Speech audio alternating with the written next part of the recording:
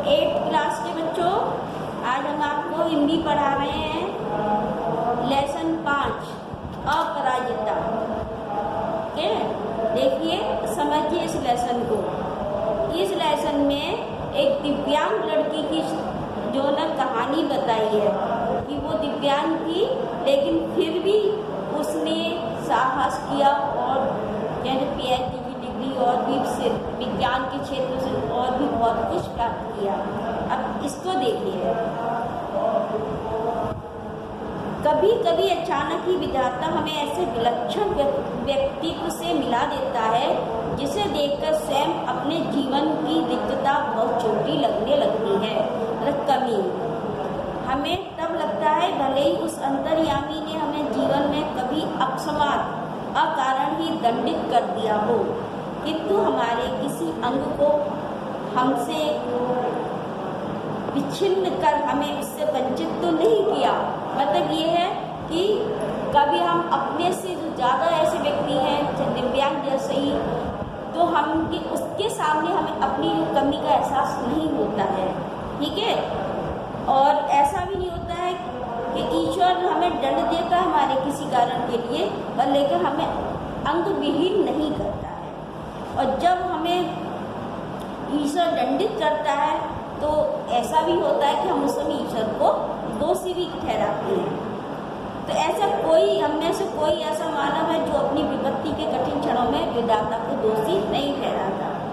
मैंने अभी पिछले ही महीने एक ऐसी अभिशप्त काया लिखी जिसे विधाता ने कठोरतम दंड दिया, यानी ऐसा शरीर जो दिव्यांग था और ईश्वर इसको बहुत ही कठोर दंड दिया था, उसके शारीरिक दंड कहना चाहिए, किंतु उसे मस्तक आनंदी मुद्दा में झेल रही है विधाता को कोस करने। मतलब वो जो इसमें जिसकी कहानी लड़की उसी के बारे में बताया है कि ईश्वर ने बहुत कठोर दंड, यानी इसके शरीर को ही बेकार कर दिया है, लेकिन वो ईश्वर को नहीं कोस रही और भी आनंद के साथ अपने जीवन को जी रही है। उसकी कोठी का अहाता एकदम हमारे बंगले के अहाते से जुड़ा था। अपनी शानदार कोठी में उसे पहली बार कार से उतरते देखा तो आश्चर्य से देखती रह गई। कार का द्वार खुला, एक प्रौढ़ा ने उतरकर पिछली सीट से एक व्हील चेयर निकालकर सामने रख दी और भीतर चली गई। इसका मतलब जो लेखिका है शिवानी, उन्होंने कहानी लिखी है, वो बता रही है कि उनके सामने ही बंगले में कोठी के सामने ही वो रहती थी लड़की, जिसकी यहाँ पर अब कहानी बताई जा रही है। दूसरे ही क्षण धीरे धीरे बिना किसी सहारे के कार से युवती ने अपने निर्जीव निचले धड़ को बड़ी दक्षता से नीचे उतारा, अर्थात उसका जो नीचे का धड़ था वो निर्जीव था। फिर बैसाखियों से ही व्हील चेयर तक पहुँच उसमें बैठ गई और बड़ी ही तटस्थता से उसे स्वयं चलाती कोठी के भीतर चली गई। मैं फिर नियत समय पर उसका विचित्र आगमन देखती और आश्चर्यचकित रह जाती। मतलब उस दिन से जो लेखिका थी वो डेली उसका आना जाना देखती थी, ठीक जैसे कोई मशीन बटन खटखटाती अपना काम किए चली जा रही हो। मतलब जो लड़की थी वो उनको ऐसा लगती जैसे मशीन की तरह से। धीरे धीरे मेरा उससे परिचय हुआ। कहानी सुनी तो दंग रह गई। मतलब लेखिका ने जब उसकी कहानी सुनी तो वो दंग रह गई। अब वो क्या सोचती है, नियति के प्रत्येक कठोर आघात को अति अमानवीय धैर्य साहस से झेलती और विद्यावत की लड़की मुझे किसी देवांगना से कम नहीं लगी। मतलब लेखिका कह रही है कि उसको भाग्य ने इतना कठोर आघात दिया लेकिन फिर भी वह बहुत धैर्य और साहस से उसने झेल ली। छोटी सी लड़की थी तो वह उसको कोई देवांगना यानी कि कोई देवी की समान लग रही थी। लेखिका कहती है, मैं चाहती हूँ कि मेरी पंक्तियों को उदास आंखों वाला वह गोरा उजले वस्त्रों से सज्जित लखनऊ का युवक, मेधावी युवक भी पढ़े, जिसे मैंने कुछ माह पूर्व अपनी बहनतियाँ देखा था। वह IAS की परीक्षा देने इलाहाबाद गया। लौटते समय किसी स्टेशन पर चाय लेने उतरा कि गाड़ी चल पड़ी। चलती ट्रेन में हाथ के कुल्लड़ सहित चढ़ने के प्रयास में गिरा और पहिए के नीचे हाथ उसका पड़ गया। प्राण तो बच गए तो बायां हाथ चला गया। विच्छिन्न भुजा के साथ साथ मानसिक संतुलन भी खो बैठा। मतलब जो व्यक्ति वो लखनऊ जा रहा था, तो ट्रेन से वो गिर गया, उसका एक हाथ कट गया। तो जब हाथ कट गया तो वो हाथ तो कटा ही अलग हो गया, लेकिन वो मानसिक संतुलन भी खो बैठा कि उसे बहुत दुख हुआ कि उसका हाथ कट गया। अब पहले तो दुख भुलाने के लिए वो नशे की गोलियां खाने लगा। अब नूर मंजिल की शरण पकड़ ली इसने, केवल एक हाथ खोकर ही उसने हत्या डाल दी। मतलब वो इतना निराश हो केवल एक हाथ को लेकर, जबकि उसका दूसरा हाथ और बाकी शरीर सही था।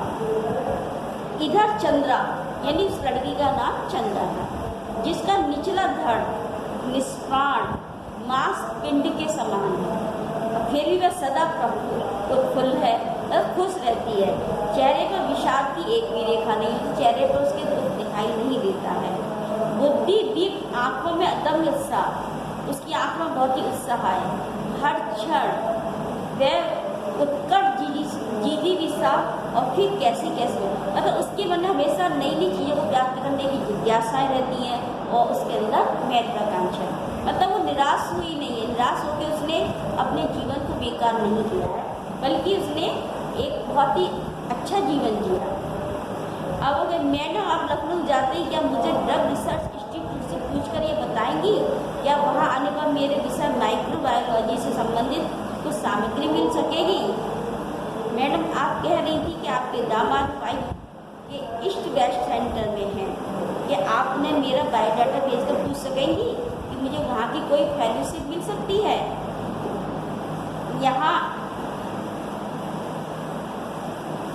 यहाँ कभी सामान्य सी हड्डी टूटने पर या पैर में मोच आ जाने पर प्राण ऐसे कंठगत हो जाते हैं कि विपत्ति का आकाश सिर पर टूट पड़ा हो।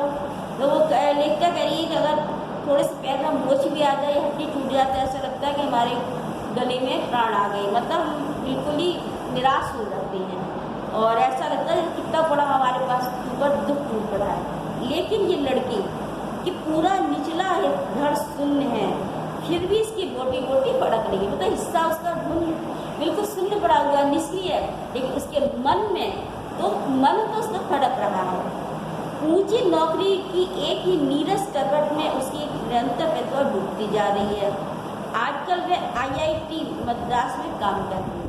तब वो लड़की जन्म के 18वें महीने में ही जिसकी गर्दन से नीचे का पूरा शरीर पोलियो ने निर्जीव कर दिया हो, उसने किस अद्भुत साहस से नियति को अंगूठा दिखा अपनी थीसिस पर डायरेक्ट लिखी होगी। मतलब जब वो 18 महीने की थी, जब भी उसका गर्दन से नीचे का पूरा शरीर बेकार हो गया था पोलियो से, लेकिन फिर भी उसके अंदर क्या था, बहुत साहस था। और इस तरह से उसने अपनी भाग्य को भी अंगूठा दिखा दिया। यानी भाग्य ने तो उसके साथ गलत किया था, लेकिन फिर भी वो हारी नहीं और उसने अपनी थीसिस पूरी करके डॉक्टरेट की। अब वो कहती है, मैडम मैं चाहती हूँ कि कोई मुझे सामान्य सा सहारा भी ना दे। आप तो देखती हैं मेरी माँ को मेरी कार चलानी पड़ती है। मैंने इसी से एक ऐसी कार का नक्शा बना दिया है जिससे मैं अपने पैरों के निर्जीव अस्तित्व को भी सजीव बना दूंगी। मतलब उसने वह चाहती थी कि मैं बिल्कुल जो है ना किसी के ऊपर डिपेंड नहीं रहूँ। उसकी माँ उसका सहारा थी, तो वो सिर्फ इंडिपेंडेंट होने के लिए उसने एक ऐसी कार बनाई जिसमें किसी की सहारे की जरूरत न पड़े और उसे अपने निर्जीव शरीर का अस्तित्व महसूस न हो, ऐसा लगे कि वो सजीव है। ये देखिए मैंने अपनी प्रयोगशाला में अपना संचालन कैसा सुगम बना लिया है। मैं अपना सारा काम मैं स्वयं ही निपटा लेती हूँ। तो वो सारे काम खुद ही करती थी, उसे किसी की सहायता की जरूरत नहीं थी। अब उसने मुझे तस्वीरें दिखाई लेखिका को समझ सामग्री उसके हाथों की पहुँच तक ऐसे रखी थी कि निचला धड़ ऊपर उठाए बिना ही मैं अपनी मनचाही सामग्री को उतार सकती थी।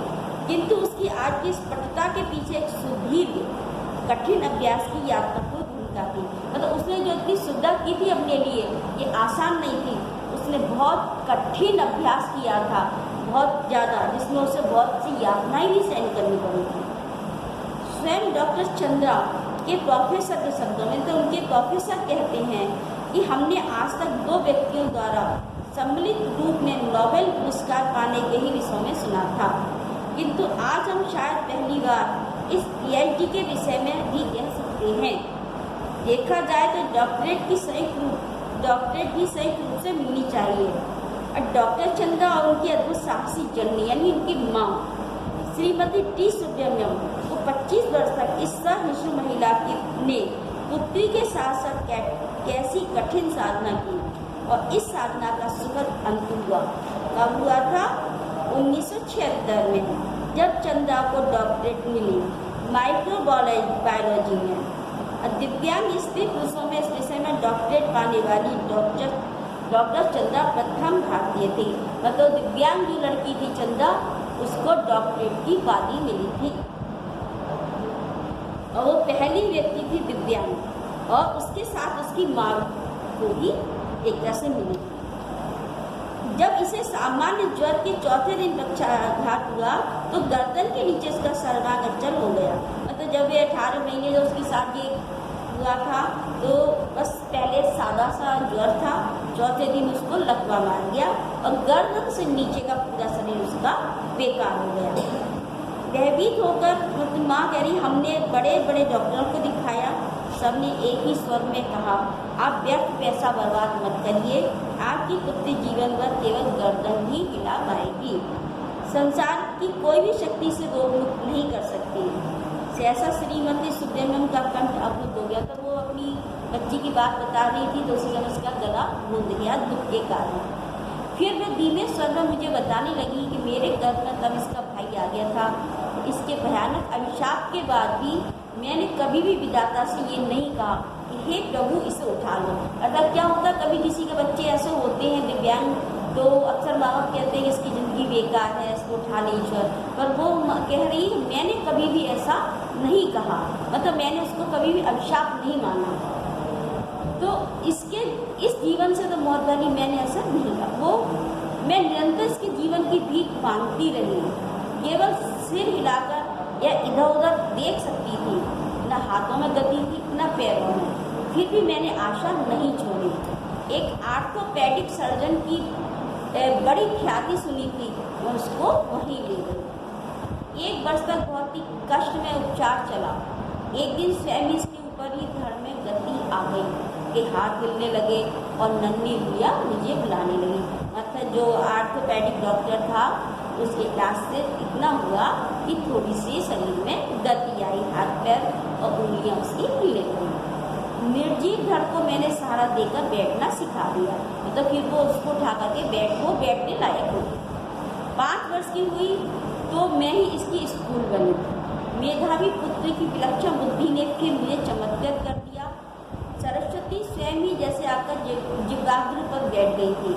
बंगलौर के प्रसिद्ध माउंट कार्मेल में उसे प्रवेश दिलाने में मुझे गवर्नमेंट गार्डन लगभग धरना ही देना पड़ा। मतलब वो उस पुत्री को पढ़ाना चाहती थी बेंगलोर के गवर्नमेंट स्कूल में, और उसको पढ़ाने के लिए अनुमति नहीं मिल रही थी, लेकिन उसने उनकी मानस के लिए धरना दिया। तो उनके वहाँ के जो ना उनके प्रोफेसर उन्होंने क्या कहा, नहीं मिसेस सुब्रमण्यम, मदन ने कहा हमें आपसे पूरी सहानुभूति है, पर आप ही सोचिए आपकी पुत्री की व्हील चेयर कौन पूरे क्लास में घुमाता फिरेगा। तो जो मदर थी उन्होंने ये बताया कि मतलब व्हील चेयर पर वो कैसे इधर उधर जाएगी। तो उसकी माँ ने कहा आप चिंता न करें मदर, मैं हमेशा उसके साथ रहूँगी। फिर पूरी कक्षाओं में दिव्यांग पुत्री की कुर्सी की परिक्रमा मैं स्वयं करूँगी। वे पीरियड दर पीरियड उसके पीछे खड़ी रहती। प्रत्येक परीक्षा में सर्वोच्च स्थान प्राप्त कर चंदा ने स्वर्ण पदक प्राप्त जीते। मतलब वो उस चंदा में इतनी बुद्धि थी, इतनी होशियार थी कि उसने स्वर्ण पदक जीता। फिर चंदा ने BSc किया, प्राणी शास्त्र में MSc किया और वो भी प्रथम स्थान में। और बंगलौर के प्रख्यात इंस्टीट्यूट ऑफ साइंस में उसने अपने लिए स्पेशल सीट अर्जित की।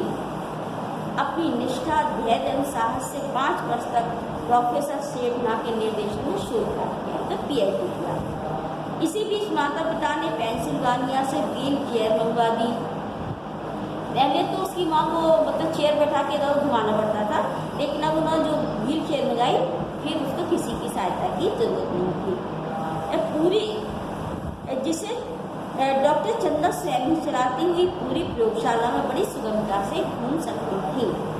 लेदर जैकेट से कठिन गिरह बख्तर में कसी उस हंसमुख लड़की को देख मुझे युद्ध क्षेत्र में डटे राणा सागर का ही स्मरण हो आता।